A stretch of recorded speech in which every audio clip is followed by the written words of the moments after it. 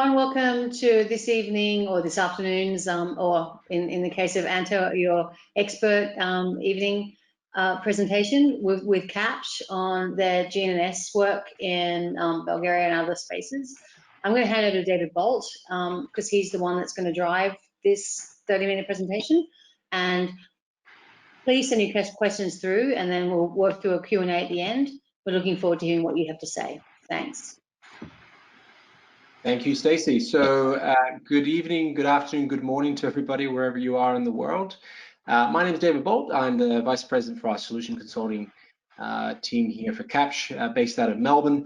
I'm also very privileged to be joined by my colleague in Vienna, Anto Komarica, who's our Vice President for Product Management for our Solution Center Tolling portfolio, joining us from Vienna. Good morning to you, Anto.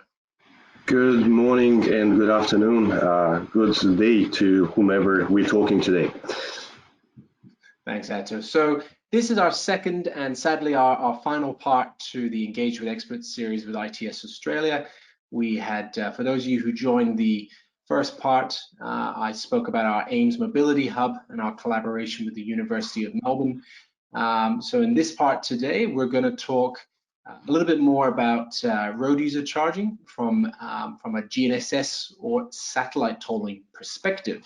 So I'm going to put Anto on the spot an awful lot today, test his knowledge, try and see if I can find some areas of gaps in Anto's brain that we can take advantage of. And what I'm going to do today is ask Anto some questions, but we're also going to leave some time at the end for everybody to put your own questions in and for you to ask the expert here, the expert today being Mr. Komarica. So first question, Anto, to some of us mortals maybe on the line, what does GNSS tolling look like? What is it? Can you take us through a bit of an overview of this technology and maybe explain it in layman's terms just to get us started today? Well, David, thank you for the intro and thank you as well for the opportunity for me actually here from Vienna, beautiful Vienna, speaking about our experience and what we as Kapsch have been working on since some time on with regards to the GNSS technology. So what you see here, I would like to explain in a brief way on the picture and as well, which probably would help others as well to understand what we're talking about. In general, actually, GNSS tolling is actually something that we use for charging road users by using the global navigation satellite system. And that would also include some sensors in the vehicle itself. Tolling using GNSS actually permits a number of policies, such as tolling by distance on roads, and that is probably already in many countries a topic. And that can also be used, the technology itself, for many other applications that we see on the road, like fleet management, parking, insurances, and vehicle emissions.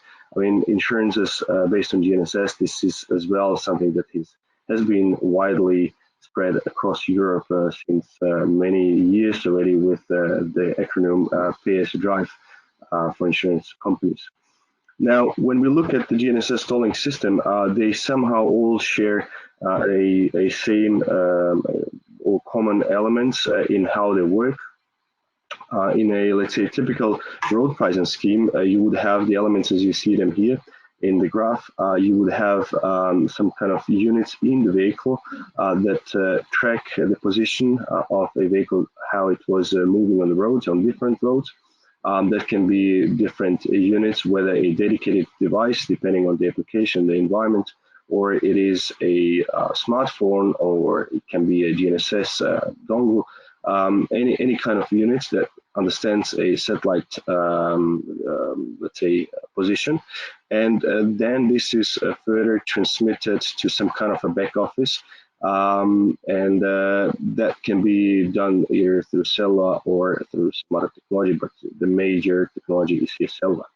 Now, there are, when we look at a GNSS tolling situation, we also need further components in the back office, and this is tried here to explain a bit more through a operational and enforcement back office And for different, let's say, in-vehicle units, you would also need a point of sale that would distribute those units to the end customers. There is, as we know it in a tolling environment, not only operational enforcement, but also a commercial back office and a traffic management center, if it was in place in that country or in that place. And the heart of, let's say, that communication, how everything is handled, is a so-called geolocation platform and asset management, as it's stated here. But I think we'll come more into detail to this in a later stage. Great, thanks, Anto. So we're talking here, obviously, a little bit Horizon 2 forward, going forward in terms of some new tolling technologies. How does GNSS tolling compare to, say, let's call it more traditional Horizon 1 technologies, such as dedicated short-range communication or DSRC, video-based tolling, or even RFID? How does it compare? I guess, what are some advantages or disadvantages? What do we need to consider? Well, if we compare, let's say, those technologies, we really have to be aware of the characteristics of the technologies. Now, there is hardly to find a silver bullet for every application and every use case, and as such, we have different use cases and better fitted or better suited technologies for different customer needs or project needs in this case. And here, if we just reflect briefly on DSSC, and here I would also say RFID, because it's more or less a similar radio frequency, not in the sense of the gigahertz that is used, but in the characteristics. So you would need a dedicated roadside installation that's mainly done with gantries or with some, let's say, 1-lane or 2-lane installation on a pole. That would, on the other hand, as well require a dedicated device, which provides a certain, let's say, occurrence as well and a maturity in the market. Now, the satellite tolling, let's say, based systems are as well introducing a new time of toll collection. And as such, we have a bit of more selection, more choice when it comes to the user interface. As you can see here, I just tried in a very brief way to show how the user interfaces are currently defined by different technologies. And on the first view, you see as well that there is a new time of smartphone or in-vehicle platform introduced into vehicles compared to some kind of a DSSC or RFID-based in-vehicle platform. Here as well, what we see is that in case or in terms of additional services, we are, let's say, better prepared with something that is going more towards a smartphone application or a unit that, of course, has more capability to process that. When you look at this graph here as well, it is a bit of a try of show the evolution of tolling, how the market is seeing it, and as such, connected and autonomous vehicle will as well play a big role in the future tolling environments. And here, those vehicles will already kind of be prepared for those kind of applications like tolling, but offer much more of those options. On the roadside infrastructure side, there is also a few differences. We, with the DSSC RFID technology, are usually relying on a dedicated device as well, and it is installed along the road. For satellite tolling, obviously, that is not needed for at least toll collection, but for some enforcement cases, you will still need some road infrastructure. And then I think the biggest discussion would be around the tolling schemes. So, and here I think the technologies are to be differentiated and looked at. because as we know from traditional tolling systems, we are running those for selected roads, for selected let's say highways only, and as such we also are looking at high automation rates. And there, such systems as we have it, for instance, in Australia as well, are the technology that is, of course, of first choice of us and clients and markets. Now, going for, let's say, new types of road user charging or vehicles by traveled or larger networks, then, of course, such systems with less let's say, roadside infrastructure needed would be more preferred. Thanks, Anto. So you touched on quite a few things. I guess from my perspective, who are the major stakeholders in this type of system? I mean, what constitutes success here? You talked about, achieving automation rate, which is I guess one of the major stakeholders in the system. But from your perspective, who needs to come together in this ecosystem in order to make it a success? So what I tried to do here a bit in terms of grouping them and as well a bit looking at the European markets, because here we see already first real developments. So that's why you see some acronyms that actually are European. So what we always have, the actor in terms of actor is the road user, so the end client. He's ultimately not only for us a important stakeholder, but also for the toll operator, the toll service provider. So we need to take, when we define our systems and when governments are defining systems, those are probably the most important. Now, in Europe, we have something that is called the European Toll Service Provider. And here we have, for instance, nations or countries who owns the roads, and then that country or that government may as well operate. But there is a market since several now years created with kind of outsourcing this toll service, and hence we have an agreement within Europe. And as such, those companies, those actors are really important to the entire ecosystem.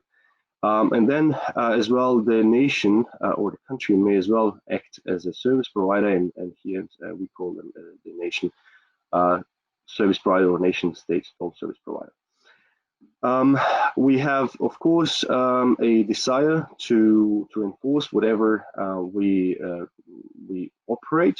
So we need to double check that whatever we're doing, this is correct, and as well that road users or the vehicles on roads are sticking to the legal obligations and the toll obligations in this case. Is there one actor in all of that that's more important than another, or are they all important, Anto? Well, it would be hard to really decide who is the most important one, but I would dare to say that if we balance correctly the requests and the needs from those actors, you would see that without one or the other, you wouldn't really have success in the market. So to answer your question, I would say they are all most important because they are all part of a entire value chain. And if you take one chain out or one part of the chain out, then the entire system kind of with the time falls apart. Now, in those stakeholder analyses, I would like also to touch point briefly on let's say some kind of needs or solutions they would need, at least for the four here mentioned one. Toll charger, we talked about them just briefly now, service provider to road operator and the concessionaires. And as you see here, they have different needs for let's say applications. And the system wouldn't work with one or without the other one. It doesn't, well, in to some extent, it doesn't mean that everything needs to come from one and the same supplier. By far not the case. But it needs to be in the place, because this is really an important topic here. No, thank you for that, Anto. You should also consider a political career, I think, as well, by making sure that no one person is more important than others. So thank you for clarifying that they're all important. So I guess that kind of leads as well into, I'd like probably challenges that exist. We've talked about how the architecture kind of comes together. We've talked about some comparisons to something that we're more familiar with say DSRC or video-based tolling.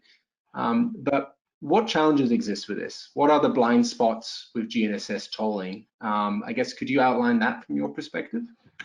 Sure. Well, then in this case, I would like to describe it in that way. When we operate a toll system on a GNSS technology, the real main challenge I would say, or I would like to outline here, is the mapping of some kind of the vehicle location to a chargeable zone, and especially in a really complex urban road network, and that shall be done then in a really reliable way.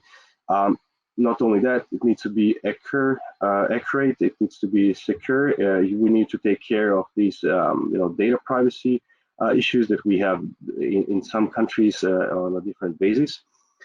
Then urban areas, they really do provide some challenging when it comes to GPS accuracy.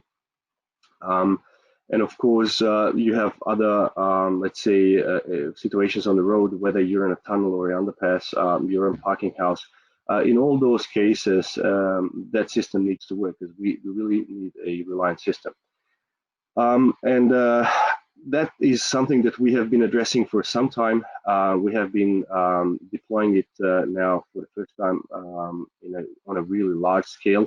But this is what we call the geolocation platform. So we really wanted to create, and we created a powerful platform for, we call it as well, the intelligent location-based mobility services, which on top of that enables also solutions not only for road use charging and mileage-based congestion charging, but also we use it for different other applications, whether it's on traffic management or any other. Now, what you see here, I hope you see now the animation as well starting, is a map of Madrid, as I learned recently from my colleague here as well, that we conducted a proof of concept. And the dot here moving is actually a vehicle with a GPS receiver, and it's transmitting, it's collecting the GPS data, but then in the system, we do match those data with the real world, meaning also the back office system. And we constantly, more or less, as you could also see during the animation, the different lines, so in purple here, we're indicating the system was analyzing more or less in real time or close to real time the different possibilities where the vehicle might travel, and that gives us as well additional opportunities to run predictive analytics and also collaborate with traffic management centers. And here as well, if you recall my explanation about several other use cases, so it's not only for tolling that we're enabling, we are actually shooting two birds with one bullet. So we're addressing more topics with one and the same platform. And we understand as well that data is key to success in the market, especially in the ITS market. And there is quite a lot, tons of data available, which we would like to make the most out of it. And the geolocation platform is the answer in our case. Very good. So I am keen to hand over to the microphone to maybe some people here in the webinar, but I've got one last question. So please just keep your questions coming in. I think Stacey's going to moderate those very shortly. So I guess the last question I have here is around understand this a little bit more. I can see the power of this for, say, demand management in terms of with digitizing all this data, we're able to track time and place where people are at that given time and where they are within the network. I'm sorry.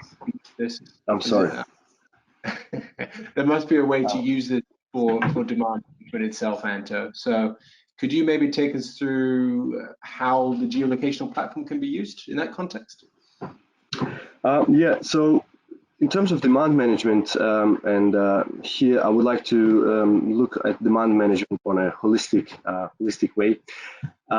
Here, the GLP is surely providing that platform that really works with different kind of data and different sources where data is actually coming from. So we do not distinguish between, let's say, too much whether it's coming from a smartphone or again any kind of dedicated device. But we also at the other side we have interfaces to different other systems, and here traffic management system that would then provide such a demand management capability. We do provide intelligence for different ways of how to get into the, let's say, fights with different problems in the road. And here, time shifting, for instance, moving people to different time to travel on the road is an important topic. Collaborative routing, as we learned, the GLP is providing that capability, but also giving suggestions to policy and rule makers how to plan those roads. Something that was not mentioned before, HOT and HOV lanes, mainly seen in US, and there as well an addressable market for us. And the geolocation platform is then working together with the ITS solution that we see in the world, from on-street parking, curb management, meaning to manage the demand, but also to manage the supply is important here. And as such, we are addressing the markets with the GLP platform. Great. No, thanks, Anto. Also great to see that your office is nice and clean as well in the background, which is great to see. I was trying to keep her away, but it was not possible. No worries. So, no, look, I appreciate that. I think given the context of the geolocational platform, I guess we can certainly use it to incentivize people, given that social engineering side of how people can change, like you said there, shifting their time of day that they travel on, and then in the network. This is obviously creating those insights, that data to then make those decisions on and give those tools to the operators. So hopefully that's been quite clear. Stacey, I would love to hand over to yourself and hear from the ITS Australia community of any questions that they've got for Anto as well. We do have a bunch of questions. Something that often comes up with regards to GPS. We're building a lot of tunnels in Australia. How effective is GNSS and GPS in tunnels? Well, just briefly, of course, in tunnels, not at all if we don't use indoor GPS systems. So that is the, let's say, the solution for the tunnels and closed areas in this case. Of course, when it comes to those platforms in a vehicle, those will be more integrated with the vehicle, and as such, let's say the positions of the tires, the speed of the tires is as well all can be combined, and it just depends on the intelligence of the vehicle and as well the processing power. We can, of course, and will be able to more accurately calculate these positions, those positions of the vehicle. That is on the vehicle side. On the back office side, the GLP provides different methods and algorithms to distinguish as well in urban areas. If you're on a highway or on a, let's say, second road, which is very close to, so you need to distinguish even those kind of situations. Just for the audience as well, ACMA will be doing a consultation on repeaters in tunnels for GPS, so look out for that. Another question is, how practical is the implementation of video-based tolling? Well, as I probably explained, maybe only in a brief way, video tolling is well, depending on the situation and the environment you want to put the technology in place. Now, I take one example. For instance, New Zealand. New Zealand has a video-based tolling system. New Zealand has as well the advantage of having less, let's say, foreign traffic in the country. So you're dealing with license plates which are mainly known to the government. They are known to the system. They're standardized. And let's say the traffic in terms of amount, in terms of number, is not that high. So we have, for instance, the toll point 1 in Melbourne, which has close to 1 million, I think, transactions or cost per day. And there you, of course, want a highly automated system in place. And video tolling still doesn't provide those 99.99 automation rate that such a DSSC system, in combination with, of course, sensors in place, would provide. So short video does make sense depending on the environment. Okay, we've got a few minutes left. I'm just looking through. I think we'll take some of these questions on notice as well. So hopefully you'll be able to, as an expert, be able to respond specifically to some of the audience. Which current map data is being consulted in the geolocation platform? Sorry, I didn't get which current what? Map data, the mapping data. Okay. All right, so we're using OpenStreetMap as a map. In our case, we're enriching that open source map data with every day, more or less, with every improvement we are doing, conducting. So we can use other map provider as well. But in our case, we decided to work with OpenStreetMap. Okay. David, I think I'm going to leave the last question to you, to Anto, and to direct our audience onto any additional information they want to find with regards to the work that you're doing. Sure. Not a problem at all. So as I said, yep, please direct any questions to myself. I'll field them to Anto back in Vienna. It'd be a pleasure to get back to you all there, but hopefully this was all informative. Bit of a session. Thank you to Anto for setting your alarm clock early and joining us out of Vienna. And as always, thank you very much to ITS Australia, Stacey and the rest of the team who do a fantastic job of hosting these events. It's a pleasure to be part of them. So thank you to everybody for joining. Thanks, everyone. We're on time. Thanks, Anto and David. We have a bunch of questions that have just flowed in. So I'm going to hand it over to David and Anto to see if they can respond. And we'll hopefully share this back out with you. Well, obviously, having more webinars, lots of online engagement, because that's pretty much all we can do. As I said, you were able to go back into the office and, conduct life somewhat as normal. It's great to be back to almost normal. Okay, well, we look forward to its documents now. Yeah. Thank you for the invitation. Thank you for the opportunity to speak today. Thanks for coming. Thanks, everyone. Thanks, everybody.